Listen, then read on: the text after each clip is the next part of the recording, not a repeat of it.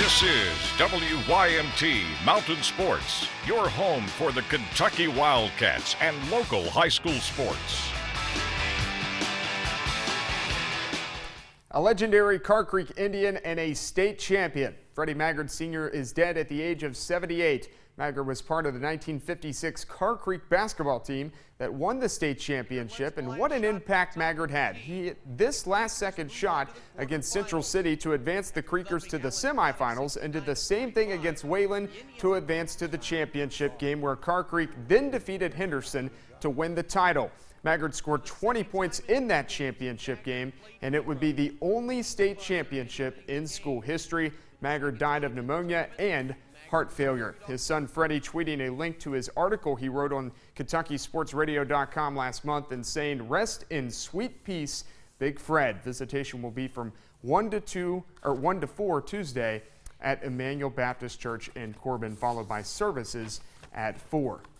Rubber match Sunday, Game 3 for the Batcats in Knoxville. Kentucky trying to take this series from the Tennessee Volunteers and trying to win their third consecutive series to open conference play. That would be a first for the Wildcats since 2013. Kyle Cody, he was on the mound and, well, he was doing work. Just striking about everybody out.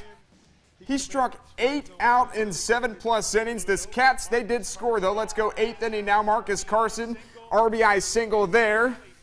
Gunnar McNeil scores, and then Riley Mahan bombs one. That'll score another one. Zach Rex adds to the lead in the 9th. Wildcats score 7 in the last 2 frames and win big, 10-2 to take the series over the Tennessee Volunteers. The Cincinnati Reds will open their season up tomorrow at Great American Ballpark. Cincy will play its first 2 series at home, starting with a 3-game set against the Phillies, and then they'll host the Pirates, who they beat 13-6 in Saturday's final spring game. Manager Brian Price expects the National League Central Division will bring a heavy dosage of competitiveness once again.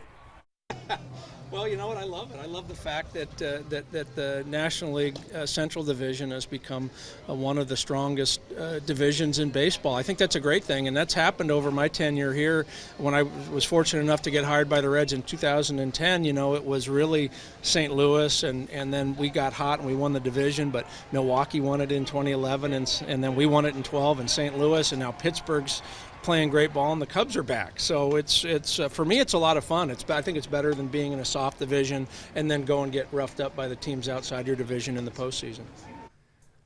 Fresh start. Opening day tomorrow in Cincinnati. Reds, Phillies, 4 o'clock first pitch. The Phils went 63-99 last year, their worst finish since 1969. Meanwhile, not so good for the Reds either. They were right there behind them at 64-98, their worst record since 1982, and the 3rd worst in franchise history. So look at a fresh start tomorrow. How about 8 teams opening up their seasons today, including the Pirates, the Cardinals in Pittsburgh. This fan, it was a little cold in Pittsburgh today. First pitch was 39 degrees.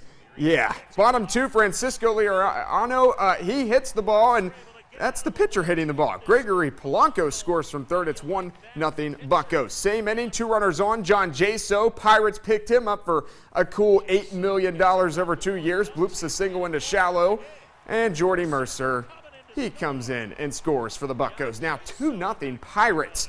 Top of the 4th, bases loaded. Liriano, he's dealing like Kyle Cody. Strikes out Colton Wong. He pitched 6 innings, struck out 10, and gets the dub. Hashtag raise the Jolly Rancher, or whatever it is they say. Raise it, I should say. Pirates win 4-1 over the Cards. The Jolly Rancher, the Jolly Roger is what I should say. North Carolina and Villanova will play in the Men's National Championship tomorrow night in Houston. Tonight in Indianapolis, the Women's Final Four.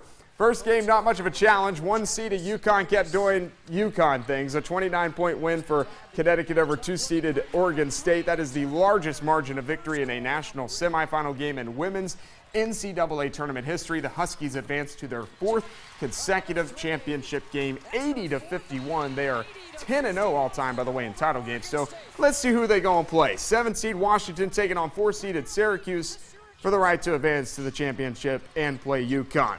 Second quarter, Washington down 15. Chantel Osahor to Talia Walton. How's your 3-ball? Real good. Mama likes it too. Problem is the Cuse, they were rocking as well. Brianna Butler over to Taylor Ford.